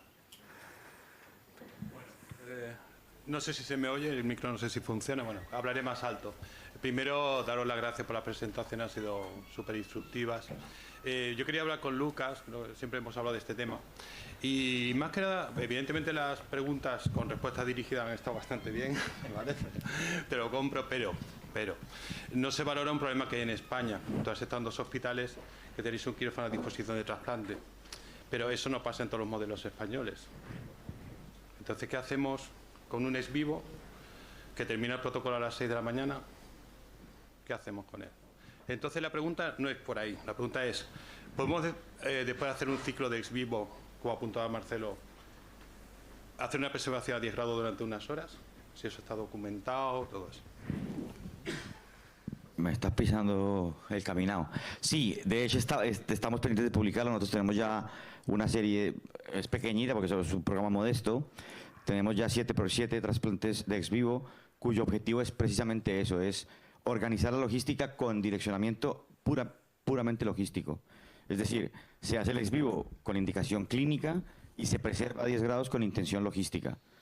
Eso está no solamente documentado, sino que también está evaluado la gente que estuvo implicada y qué beneficios obtuvo de esa implicación. Eso lo hemos llevado al ICHIRET este año y lo hemos presentado acerca de cómo la gente percibe esa sensación de trabajar de día y dejar de trabajar de noche, ganando esas ventajas adicionales. El rango que tenemos ahora en ex vivo, en 10 grados post ex vivo está entre las 2 y las 7 horas. sea que sí se puede. Marcelo tendrá bastante más experiencia que nosotros, así que yo creo que...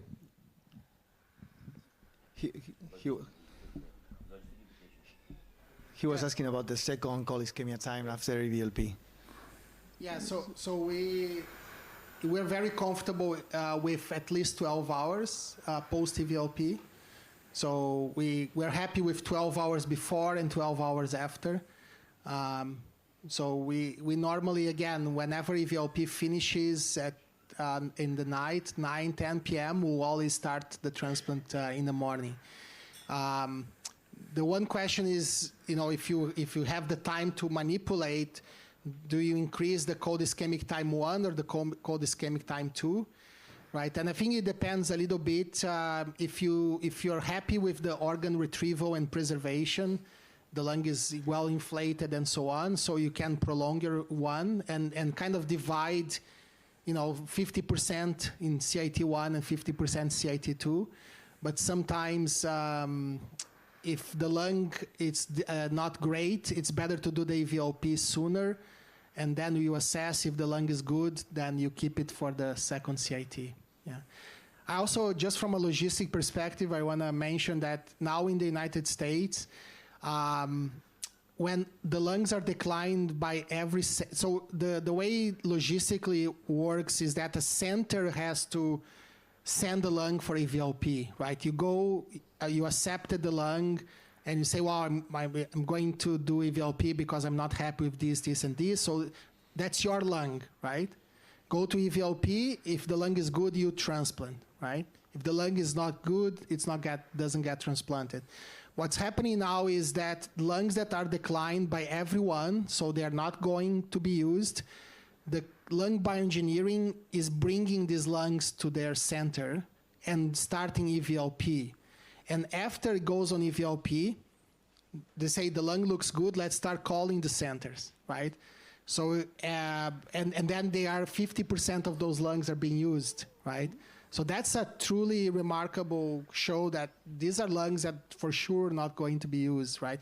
And they can only do this now because of, again, this ability to cool down the lung after and give time for the organ allocation, because, once you're showing to the teams the lungs when they are ready on EVLP, they need time to bring a recipient in, to organize logistics, transportation, and so on. So I think that's also an important aspect. Muchas gracias por las ponencias. Thank you, Marcelo, for coming and show us the present and future of lung preservation. So coming back to the preservation phase, when you were talking about the preservation solution, we change the temperature, we maybe have to change other aspects, such as the FiO2 percentage. Maybe it could be one parameter to look at. But I was wondering about the preservation solution itself. What do you think is, the most efficient way to enhance that preservation solution? Is it going to be the fuel for the metabolism? Is it going to be the enzymatic care of within the mitochondria process, or just directly mitochondrial transplantation as you saw?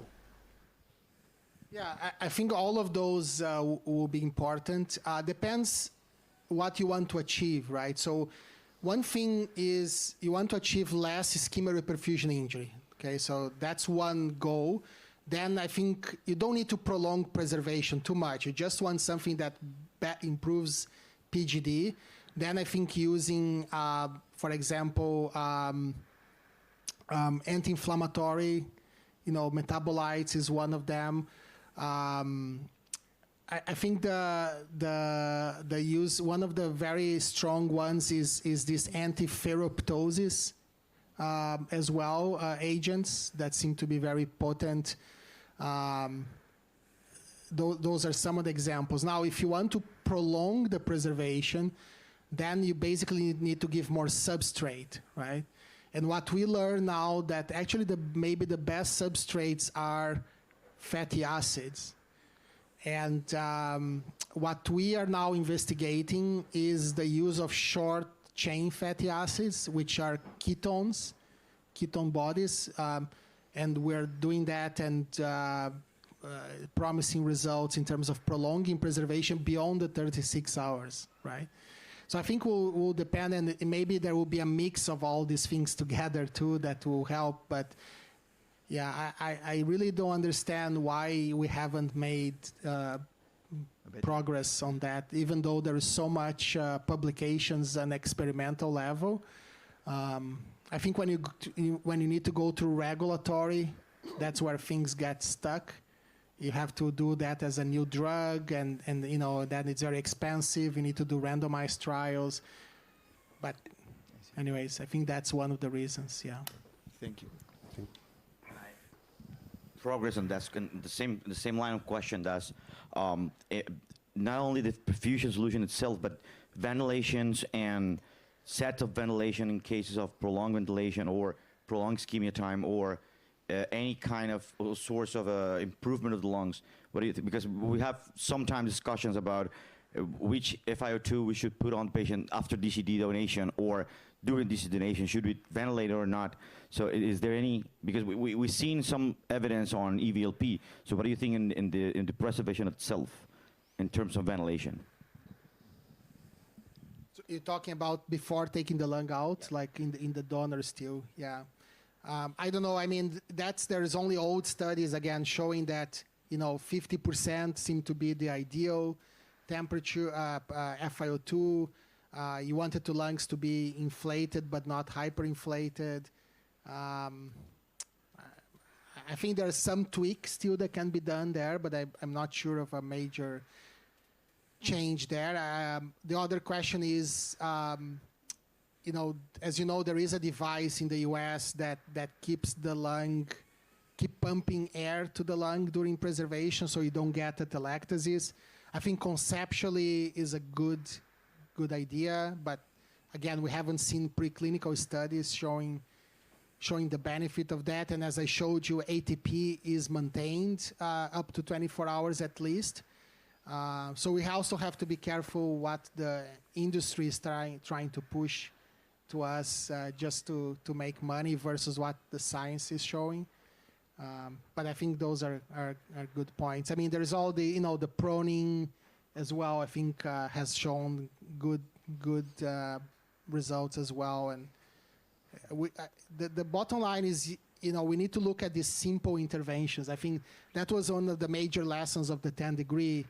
Look at simple interventions. Sometimes they are a lot more impactful than the fancy ones, right? So. Yo tenía una pregunta para Fernando y otra para Lucas. Fernando, una de las cosas que yo creo que deberíamos mirar también en los donantes cuando valoramos los criterios, o que deberíamos revisar, es la PAFI de aceptación de los donantes, porque hemos basado el criterio de PAFI en 300, porque la definición de distrés respiratorio hace 20 años estaba ahí. Pero yo creo que todos somos conscientes de que hay muchos donantes que no estamos ventilando adecuadamente con el clásico, PIP de 5 y unos parámetros. Hacemos eso para estandarizar el criterio, y tener una cifra en la que guiarnos. Pero yo creo que muchas veces nos dejamos algún donante porque no estamos ventilando bien a ese paciente por su constitución, por su IMC, por varias variables que vosotros como intensivistas controláis más. ¿Tienes alguna recomendación sobre esto de la PAFI, la ventilación de los donantes? ¿Deberíamos hacer algún cambio específico? No, hay un trabajo hecho por Eduardo hace años respecto a esto, al manejo del donante torácico, teóricamente todos los intensivistas en España, no sé de otros países, vale, en el que todos los intensivistas saben las recomendaciones. Hay unas guías claras, ¿te acuerdas, Eduardo? De hecho, yo participé también en ese protocolo y, bueno, está muy establecido. Yo creo que no nos ceñimos, soy sincero, no nos ceñimos demasiado en los cuidados del donante y nos olvidamos bastante del pulmón, nos olvidamos de la monitorización invasiva, de monitorización de pico y monitorización de otras monitorizaciones, que te centras un poco en obtener el donante, hablas con la familia y luego el pulmón queda un poco de la mano de Dios. Y yo creo que ahí sí que hay margen de mejora. claro, eso, el margen de mejora ahí consiste en convencer a los coordinadores de que estemos encima del pulmón, pero claro, yo como coordinador te digo que hay un montón de cosas y que al final casi si se pierde un pulmón, pues es el problema menor. Los parámetros que tenemos con las recomendaciones de la ONT, que ya llevan como 15 años publicados y que se siguen haciendo a nivel internacional, yo me preguntaba sobre el parámetro de la PIP a la hora de obtener la PAFI con la que se oferta el pulmón. Quizás, está claro que lo hacemos por estandarizar, pero quizás no todos los donantes con una PIP de 5 obtenemos una PO2 que nos valga, y son donantes perfectamente válidos. De hecho, las recomendaciones son, en ese protocolo, una PIP más alta, no es de PIP 5. Pero seguimos haciendo PIP de 5. Sí, yo creo que un poco por estandarizar y porque se ha decidido así que el valor era ese. Claro, si me preguntas si verdaderamente hay que subir, en mi opinión personal, es que probablemente sí, pero no te puedo dar ninguna bibliografía ni te puedo decir sí por este motivo. Yo creo que sí, creo que es poco justificable que tú ventiles a un paciente con una PIP de 8 durante 2 o 3 días mientras lo tienes en la UBI, y cuando lo bajas para hacer la gasometría le bajes la PIP a 5, que a veces se desrecluta y que a veces hay problemas. Sí, seguramente sí. A lo mejor pues hay que hacer algún tipo de trabajo al respecto. Bueno, perdón, tengo aquí. Yo sí que estoy de acuerdo en que la verdad es que es un absurdo. Todas las guías internacionales, americanas, europeas, todos hablan de que usemos PIP en el ventilador por encima de 8, 12, algunas más incluso. Y sin embargo seguimos analizando la gasometría con una PIP de 5 y manteniéndole 20 minutos. No sé por qué, es algo que es absurdo, pero todos lo mantenemos. Y yo creo que eso sí que se puede cambiar.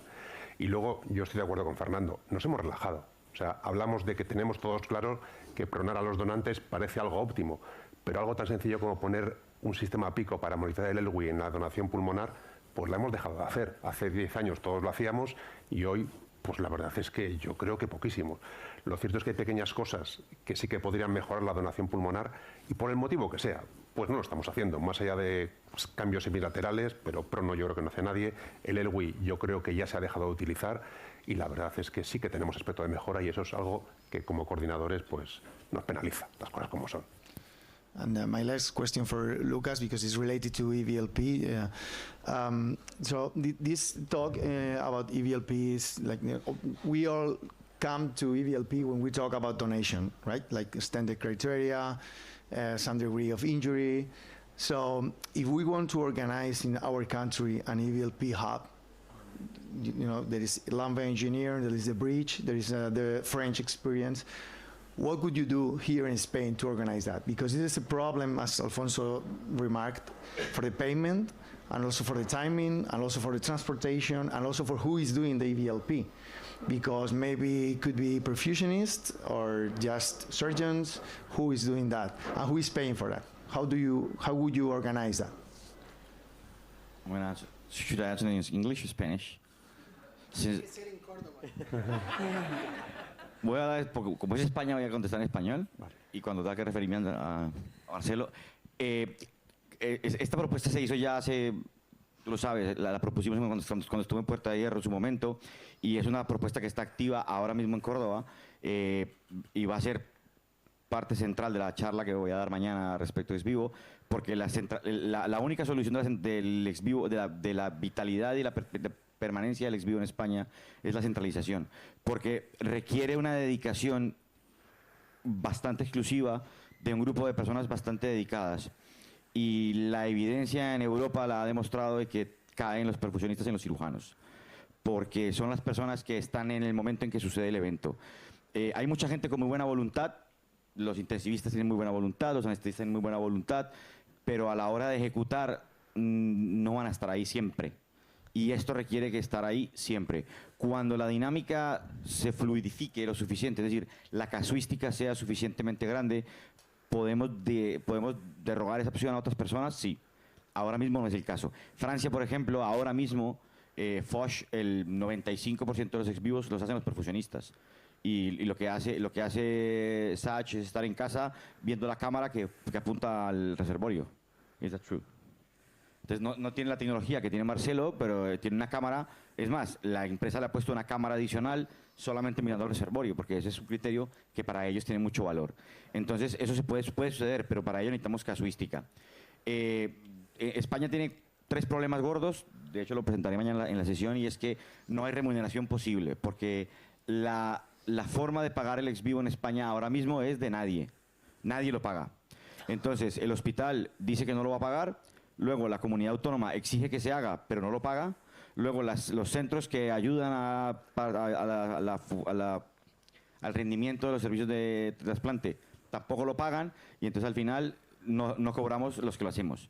Entonces, Reina Sofía, por ejemplo, que es donde estoy ahora, llevamos haciendo ex vivo 3 años a coste cero.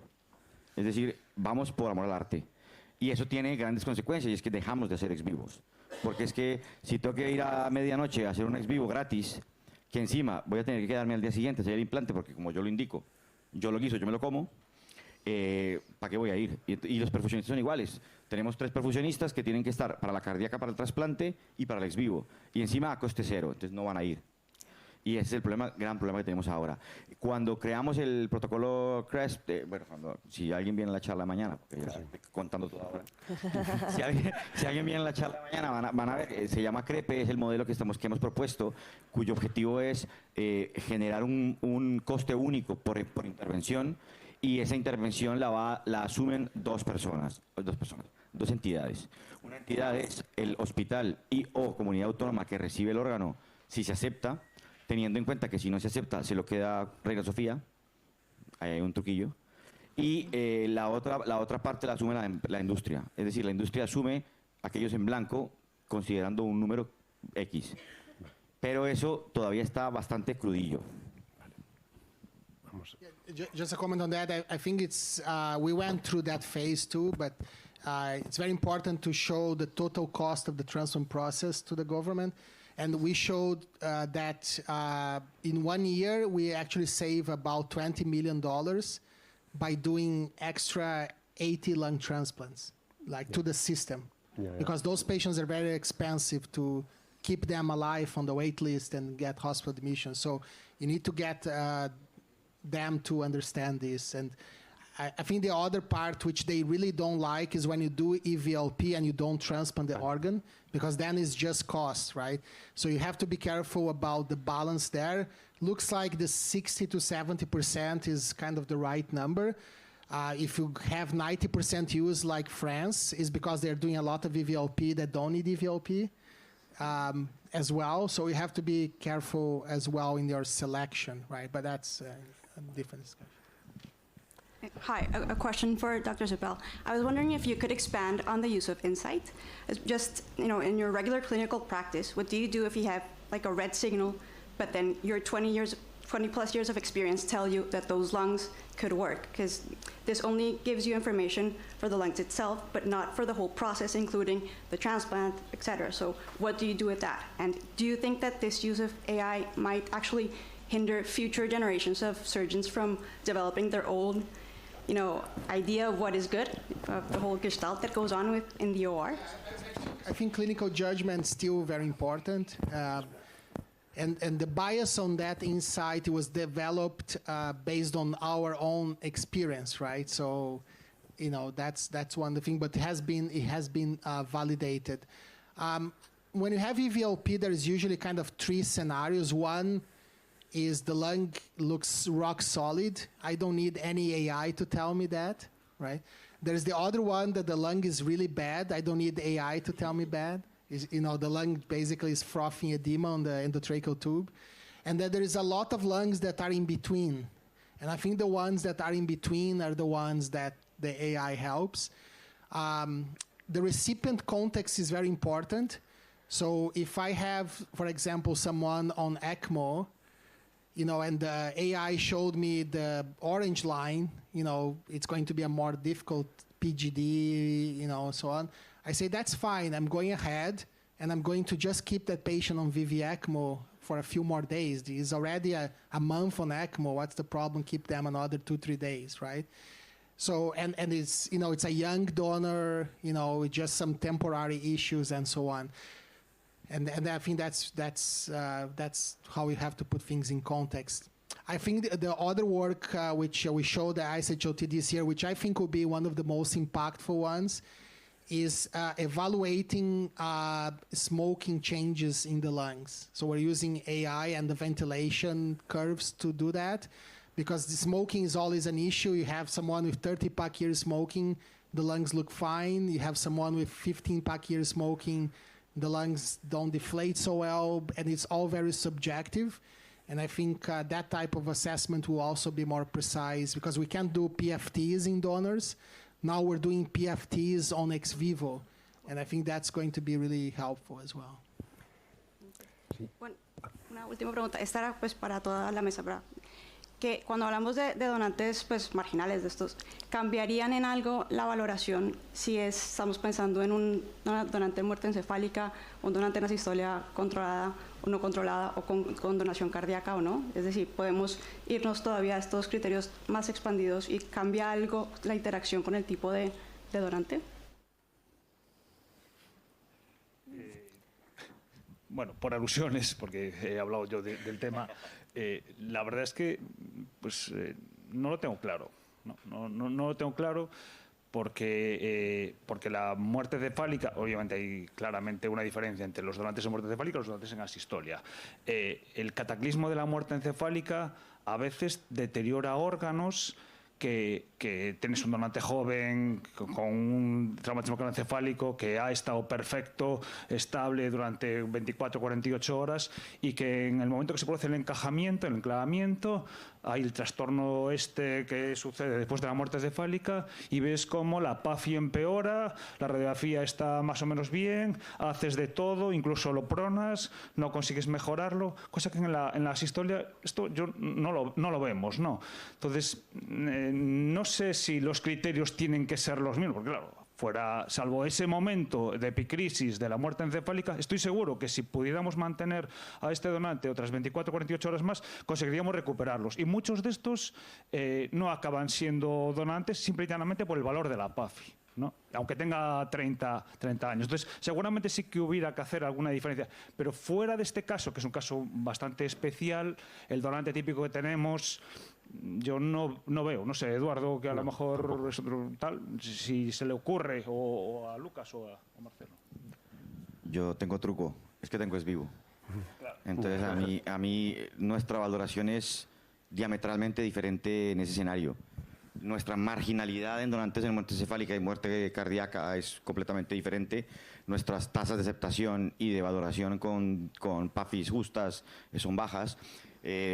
Por norma general, las muertes, por norma general, por resultados globales, los traumatismos craneoencefálicos y las hemorragias cerebrales con componente ventricular, solemos no ir por ellas porque no hay ex vivo al día de hoy con la tecnología que tenemos que le recupere. Todo lo demás se puede valorar porque va para ex vivo. Lo que dice Marcelo es muy cierto. No solamente el ex vivo recupera órganos, tener la plataforma nos hace ir ver más. Entonces, nuestra marginalidad en Reina Sofía ahora es completamente diferente, y como resultado de eso pues hemos tenido una expansión de nuestra actividad en los últimos 5 años de casi 200%, y está ahí. Yo una pregunta antes de terminar para ir en tiempo. Me gustaría hablar un poquito del tipo 2 y hacer un comentario y una pregunta. La verdad es que para los neumólogos torácicos en España el tipo 2 está centrado en el riñón. Hemos llegado a tener 100 y pico donantes tipo 2. En el pulmón siempre ha estado marginado, la preservación pulmonar siempre va después de la renal, y eso yo creo que ha hecho que no se utilice mucho. Por motivos que no vienen al caso, con el tema de la unificación de muerte, es muy posible que el tema del riñón se complique y realmente la donación pulmonar tipo 2, exclusivamente pulmonar, sea una realidad fácil. O sea, realmente eso es algo que yo creo que nos puede animar. Tenemos varias técnicas. En España se ha decidido la preservación con frío, pero hemos visto que hay técnicas muy sencillas como la que hace Toronto, que es simplemente CPAP con PIP elevada, o los italianos con ventilación, 4 ventilaciones por minuto. Un poquito para José Luis, ¿cuál crees que es la ideal? La más simple parece clara que es la ventilación, y porque yo creo que esto tiene futuro. O sea, yo creo que realmente podemos encontrarnos en 3 o 4 años teniendo 50, 60 donantes en asistolia tipo 2. Os voy a poner un ejemplo. Santander es una ciudad pequeñita, 200.000 habitantes. Tenemos 4 donantes tipo 2 renales de menos de 50 años todos los años. Quiero decir, que es que eso yo lo veo como algo factible. Yo un poquito, ¿qué opinabas? Sí, yo creo que la asistolia no controlada sigue teniendo el potencial que pensábamos desde el principio. La organización prehospitalaria es la clave, porque cuando llega al hospital, si solamente hay donación pulmonar, la cosa se puede simplificar muchísimo. Solamente maniobras de reclutamiento, algo de ventilación, Probablemente la mejor estrategia de preservación combine las dos cosas, enfriamiento y ventilación protectora. Hay un trabajo experimental de Toronto donde evalúan diferentes estrategias y también otro trabajo experimental japonés, donde al final la conclusión es que si combinas enfriamiento con ventilación, es decir, bajas la temperatura y además le das oxígeno al pulmón, probablemente tengas una forma de preservarlos ideal. Si se te complica mucho una de las dos estrategias, siempre puedes usar la que más sencilla te resulte, ¿no? Pero sí, yo creo que la donación historia no controlada, si consigues que lleguen donantes a tu hospital, puede ser una cosa sencilla para pulmón. Bueno, nunca he estado tan callada en una mesa. Eso es un éxito. Yo creo que más que una pregunta es una reflexión final y cierre de mesa. Creo que hemos hablado mucho es pregunta-reflexión. Ha hablado de asistolia, nevera a 10 grados, donantes con criterios extendidos. Y hemos hablado poco, precisamente, de un pool de donantes válido y barato, y parece ser que con buenos resultados, que es las asistorias no controladas. Entonces yo creo que, José Luis, no sé si tú consideras que hay alguna manera de que podamos mejorar esas limitaciones que tienen las estrategias logísticas de los hospitales. Mi opinión al respecto es que tienes que organizarlo con los servicios de emergencias de tu ciudad. Y hay varias maneras de organizarlo. En Madrid estaba centralizadas las paradas cardíacas con potencial de donación en sitios donde tengan ECMO RCP también, y son varios hospitales en Madrid, pero no son todos. Y luego hay otras estrategias como en Toronto, donde los pacientes pueden llegar a hospitales que estén alrededor. La clave es que los servicios de extrahospitalaria tengan claro que si no es un paciente recuperable, tiene potencial de donación. Entonces, una vez que ese flujo de pacientes que dejan de serlo y que pueden ser potenciales donantes está claro, es ahí donde probablemente podamos ser más efectivos y recuperar pulmones. Yo estoy de acuerdo con lo que dice Eduardo y lo que comentas tú. No nos tenemos que olvidar de esta fuente de donantes porque yo creo que sigue siendo necesaria. Sí. Yo para nosotros ha sido siempre, llevamos haciendo sobre todo donación no controlada renal. Cuando hemos intentado hacer pulmonar y renal se complica muchísimo, es decir, hacer simultáneo se complica muchísimo y extendemos la isquemia caliente al pulmón mucho más, porque primero siempre es el abdomen y luego el tórax. Pero si empezamos a hacer solo pulmonar, que por circunstancias de la unificación de muerte parece que vamos a ir a por ello, se simplifica muchísimo. Es decir, la donación asistolia no controlada solo pulmonar va a ser algo que logísticamente va a ser muy sencillo. O sea, realmente, y además con las experiencias de Toronto y de Italia de que solo se ventila inicialmente, se simplifica mucho más. Entonces, es algo a pensar en el futuro, porque lo que me ha dicho, un donante barato, paradas cardíacas que no cumplan criterios de ECMO en parada, tenemos muchas, y es algo que yo creo que puede revivir y bueno, pues un sitio en España donde realmente pues se puede dar un salto adelante en este caso, porque además no tiene ningún problema ético, quiero decir. Y a mayores tenemos las opciones de utilizar la nevera a 10 grados, el ex vivo, para poder mejorar las condiciones de estos donantes. I agree. I think to make the uncontrolled DCD very widespread, we need to make it less crazy. Right? Yeah. Right now, it's too much craziness. We have to rush to take the lungs out and so on. So I think, as Jose mentioned, I think if you combine the ventilation and topical cooling, we know that we could wait 6 hours. So imagine if you have the team 6 hours to go to take the lungs out. I think that changes completely. If you only ventilate the lungs, both our experience and the Italian experience show that it's maximum 3 hours. But even 2 is ideal, right? But getting the teams to retrieve the organs within 2 hours of death, it's challenging.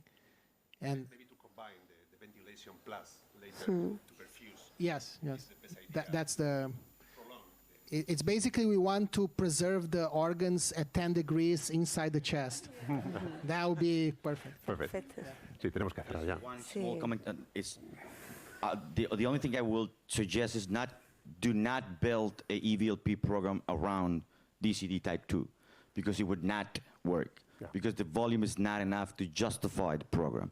So it's better to have access to EVLP by centralization. Pues cerramos. Muchas gracias. En Córdoba.